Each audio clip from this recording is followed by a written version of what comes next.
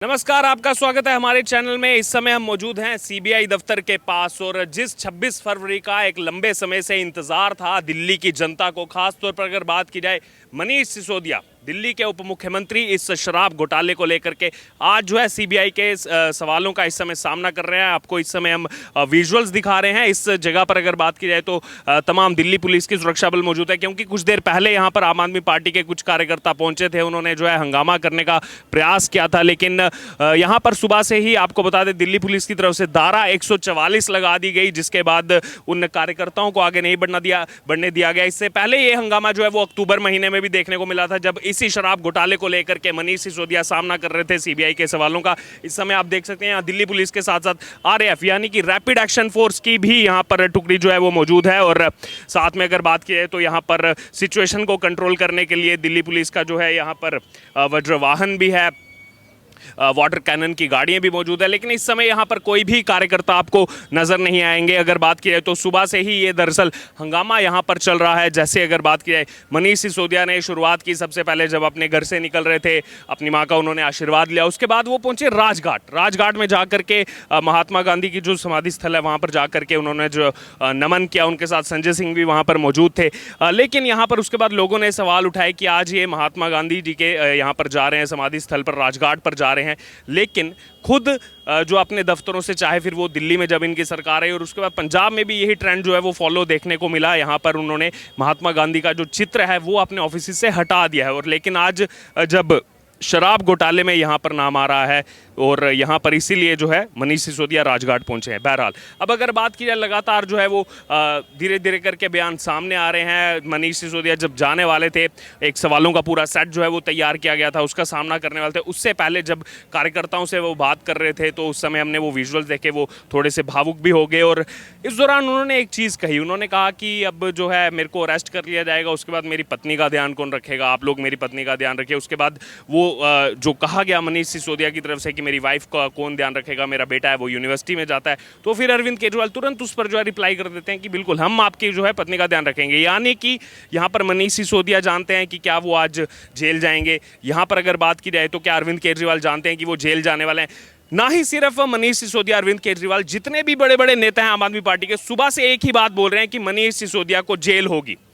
इसका खुलासा ना तो अभी तक सीबीआई की तरफ से किया गया है, ना ही किसी केंद्रीय जांच एजेंसी की तरफ से किया गया है, क्योंकि अगर बात की जाए तो ईडी भी लगातार इस मामले में जो है अपनी कार्रवाई कर रही है। हाल ही में 24 जनवरी की अगर बात की जाए तो 72 करोड़ रुपए की जो संपत्ति है वो कुर्क की गई थी इसी शराब घोटाले के मामले में, जिसमें आम आदमी पार्टी से ही आने वाले विजय नायर, जो मीडिया सेल का काम संभालते हैं आम आदमी पार्टी का, उनकी संपत्ति भी जहां पर जो है वो कुर्क हुई थी, समीर महेंद्रू। और लगातार यहां पर इनकी संपत्ति कुर्क होने के साथ साथ पहली बार नाम आया था इसमें दिल्ली के मुख्यमंत्री अरविंद केजरीवाल का। और साथ में ही जो गोवा विधानसभा चुनाव हुआ था उसमें किस प्रकार से यहाँ शराब घोटाले से जो निकला हुआ पैसा है उसका इस्तेमाल किया गया, ये भी खबरें सामने आई थी। जिसके बाद अरविंद केजरीवाल पर भी ये सवाल उठे थे कि क्या उन पर भी कोई कार्रवाई होगी। लेकिन अगर बात की जाए अभी सीबीआई की तरफ से जो सबसे पहला नाम इसमें सामने था वो था मनीष सिसोदिया का, इसीलिए जो है उन पर इस समय जांच चल रही है। सीबीआई के साथ साथ अगर बात की जाए तो ईडी की तरफ से जांच की जा रही है। इसी बीच संजय सिंह का भी इसी तरह का बयान सामने आता है। संजय सिंह भी कहते हैं कि ये जो है इनको जेल हो जाएगी। अगर बात की जाए राघव चड्ढा भी कहते हैं इनको जो है जेल हो जाएगी। और मनीष सिसोदिया खुद की तुलना करते हैं यहाँ पर भगत सिंह से, स्वतंत्रता सेनानी भगत सिंह, जिन्होंने इस देश को आज़ाद करवाने में जो है बहुत बड़ा योगदान दिया। एक छोटी सी उम्र में जो है वो शहीद हो गए, फांसी के तख्ते पर चढ़ गए थे। लेकिन यहाँ पर अगर बात की जाए एक ट्रेंड जो है वो फॉलो किया जा रहा है, सवाल उठाए जा रहे हैं इस शराब घोटाले को लेकर। शराब घोटाले के साथ साथ अगर बात की जाए तो यहाँ पर एक और जासूसी कांड सामने आ चुका है, स्नूपिंग का मामला जो है वो सामने आ चुका है, उसको लेकर के सवाल यहाँ पर उठाए जा रहे हैं। लेकिन अगर बात की जाए तो लगातार जो आम आदमी पार्टी की तरफ से क्लेम किया जा रहा है वो यहाँ पर बच्चों की बात कर रहे हैं, वो यहाँ पर शिक्षा की बात कर रहे हैं, वो दिल्ली के एजुकेशन मॉडल की बात कर रहे हैं। लेकिन भारतीय जनता पार्टी के जो भी प्रवक्ता हैं या फिर जो भी इस मामले में जो है आम आदमी पार्टी को घेरने का प्रयास कर रहे हैं, उनका बार बार यही कहना है कि हम जो है शराब घोटाले को लेकर के सवाल पूछ रहे हैं, शराब जो नीति लाई गई थी, नई शराब नीति, उसको लेकर के सवाल पूछ रहे हैं। और इसमें हाल ही में सौरभ भारद्वाज जो आम आदमी पार्टी के प्रवक्ता है, उनकी तरफ से भी कहा गया कि अगर ये नीति चलती तो इससे जो है दिल्ली को हजारों करोड़ों रुपए का फायदा होता। लेकिन उसके बाद भी भारतीय जनता पार्टी के नेताओं ने पलटवार किया कि अगर ये नीति इतनी सही थी तो इसको फिर आखिरकार वापस क्यों लिया गया दिल्ली की अरविंद केजरीवाल सरकार की तरफ से, ये सवाल पूछेंगे। बहरहाल अब यहाँ पर देखना होगा कि सवालों का सामना तो कर रहे हैं कि किस प्रकार से यहाँ पर जो फुटेजेस भी सामने आई थी, जो स्टिंग सामने आए थे, उसमें लगातार भारतीय जनता पार्टी की तरफ से खुलासे किए गए थे कि कैसे इसमें जो है रिश्वत ली गई है, वो 100 करोड़ रुपए का चाहे वो मामला हो, या फिर इसका जो कनेक्शन वो जुड़ता हुआ दिख रहा है साउदर्न पार्ट से, सदर्न इंडिया से, तेलंगाना से। वहाँ के मुख्यमंत्री केसीआर, उनकी जो है यहाँ पर बेटी से इसके जो है तार जुड़ते हुए दिखाई दे रहे हैं, वहाँ के व्यवसायियों से इसके तार जो है वो जुड़ते हुए दिखाई दे रहे हैं, और अरविंद केजरीवाल का नाम इसमें सामने आ रहा है। लेकिन इस बीच सामना कर रहे हैं मनीष सिसोदिया उन सवालों का, और उन सवालों को लेकर के जब प्रश्न चिन्ह उठाए जा रहे हैं तो यहाँ पर बार बार कहा जा रहा है कि हमने शिक्षा नीति लाई, हमने जो है दिल्ली के बच्चों का जो है बेहतर भविष्य यहाँ पर लाना चाहा। लेकिन लोग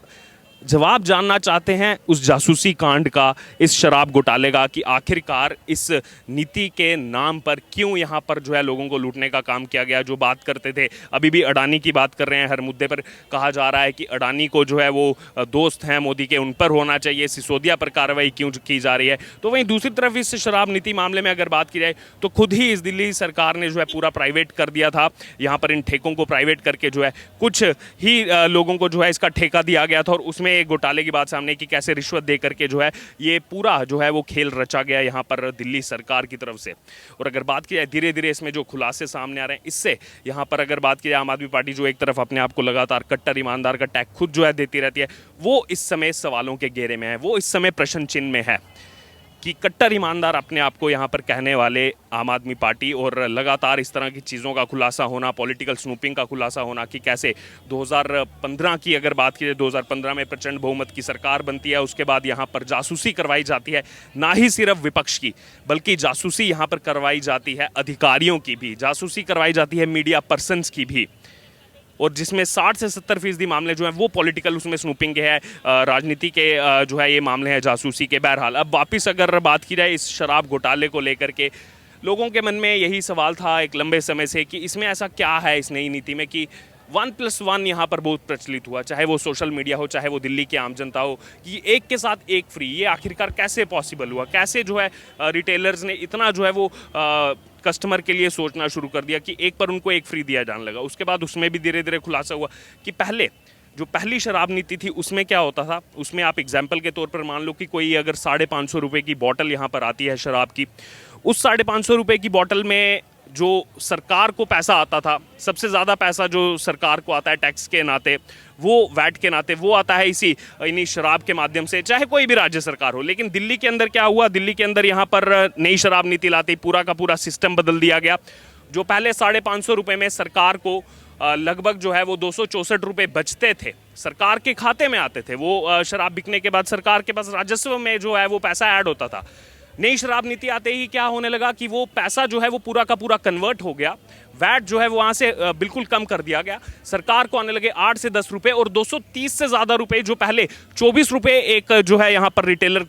कमाता, होलसेलर यहाँ पर कमाता था एक शराब बेच करके, वो 24 रुपये कमाता था, उसका फ़ायदा सीधे सीधे जो है वो 230 रुपये से ज़्यादा हो गया। तो इसीलिए यहाँ पर ये ऑफर चला, इसको लेकर के काफ़ी सारे खुलासे हुए हैं, और अब इसी मामले में लगातार जो है वो यहाँ पर जांच की जा रही है, यहाँ पर सवाल उठाए जा रहे हैं, मनीष सिसोदिया से सवाल उठाए जा रहे हैं, और कहीं ना कहीं सवालों के घेरे में आम आदमी पार्टी इसलिए भी आ रही है क्योंकि दो तरफ के स्टेटमेंट सामने आ रहे हैं। एक तरफ पहले कहा जाता था कि इसमें जो है फ़ायदा हो रहा है, इससे शराब नीति को लाने से करोड़ों रुपए जो है वो राजस्व बढ़ रहा है। वहीं दूसरी तरफ कुछ दिन बाद जब इसमें नकेल कसी जाती है जांच एजेंसियों की तरफ से, तो उसके बाद मनीष सिसोदिया कहते हैं कि इससे हज़ारों करोड़ रुपए का नुकसान हुआ है। और अभी हाल ही में सौरभ भारद्वाज जो आम आदमी पार्टी के एमएलए भी हैं, प्रवक्ता भी हैं, उनकी तरफ से दोबारा कहा गया इसमें कि देखिए इसमें जो है हज़ारों करोड़ रुपए का नुकसान होता दिल्ली के राजस्व को। लेकिन उसके बाद फिर से जनता का सवाल ये, अगर फ़ायदा होता तो यहाँ पर क्यों इस नीति को वापस लिया गया। लगातार ये नीति जो है सवालों के घेरे में है। बहरहाल अब अगर बात की जाए, एक तरफ शराब घोटाले में मनीष सिसोदिया इस समय फंसे हुए हैं, जांच उन पर चल रही है, और दूसरी तरफ हाल ही में जो जासूसी कांड जिसको लेकर हमने आपको बताया, क्योंकि ये दोनों अलग मामले नहीं हैं, ये दोनों एक ही मामले हैं, एक ही पर्सन से जुड़े हुए मामले हैं। जो अगर बात की जाए, अरविंद केजरीवाल इनके लिए भारत रत्न की मांग कर चुके हैं, कहते हैं कि शिक्षा में क्रांति लाई गई है मनीष सिसोदिया की तरफ से, इनको जो है भारत रत्न मिलना चाहिए। लेकिन सच्चाई अगर देखी जाए तो यहाँ पर शराब घोटाले में सबसे आगे मनीष सिसोदिया का नाम, जासूसी कांड में सबसे आगे मनीष सिसोदिया का नाम, उस विजिलेंस डिपार्टमेंट के प्रमुख ही मनीष सिसोदिया रहे उस टाइम पर। तो इसीलिए यहाँ पर अगर बात की जाए तो मनीष सिसोदिया सबसे ज़्यादा सवालों के घेरे में है, और जिस तरह से पूरा आम आदमी पार्टी की तरफ से पोर्ट्रे किया जा रहा है जेल जाने को लेकर, अगर मनीष सिसोदिया ने कुछ नहीं किया है तो जेल जाने का डर कैसा, सवाल अभी भी जनता के बीच में यही है। बहरहाल अभी हम आपको सीधे एक्सक्लूसिव ये रिपोर्ट दिखा रहे हैं सीधे सीबीआई के दफ्तर के पास से, जहां पर इस समय सुरक्षा घेरा जो है वो पूरी तरह से चाक चौबंद है। कुछ कार्यकर्ताओं ने आने का प्रयास किया था, लेकिन धारा 144 जो सुबह ही लगा दी गई थी, और उसके बाद से अब लगातार यहाँ पर सन्नाटा पसरा हुआ है। ना तो कार्यकर्ता यहाँ पर दिखाई दे रहे हैं, जब मनीष सिसोदिया आए थे उस समय वो कार्यकर्ता उनके साथ थे जिनके साथ बातचीत की थी मनीष सिसोदिया ने। लेकिन अब देखना होगा कि सीबीआई के जो सवाल हैं, सवालों का पूरा सेट एक तैयार किया गया है, उसको लेकर के क्या यहाँ पर जवाब देते हैं मनीष सिसोदिया।